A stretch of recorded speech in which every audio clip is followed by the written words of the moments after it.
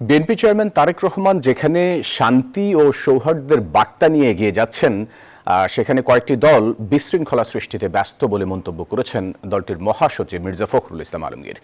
দুপুরে রাজধানীর কাকরাইলে diploma engineering ইনস্টিটিউটে শহীদ প্রেসিডেন্ট জিয়াউর রহমানের ৯০তম জন্মবার্ষিকী উপলক্ষে আলোচনা সভায় তিনি এসব কথা বলেন। তিনি বলেন, শহীদ রাষ্ট্রপতি জিয়াউর রহমান বিশ্বের বুকে পরিচয় দেওয়ার সুযোগ করে দিয়ে দেশের মানুষকে মাথা উঁচু করে দাঁড়াতে শিখিয়েছেন।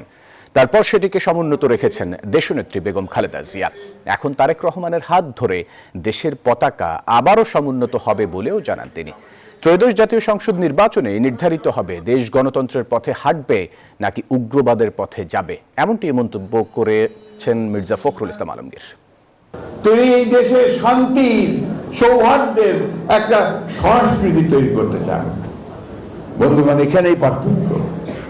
একদল আছে যারা সারাক্ষণ শুধু মারা পিটা, একে খুন করবে, ওকে মারবে, ওকে ধরবে, এটা করবে বলে ধমকাচ্ছে। আর আমাদের নেতা দাঁড়িয়ে বলছে যে আমার একটা পরিকল্পনা আছে তোমাদের জন্য।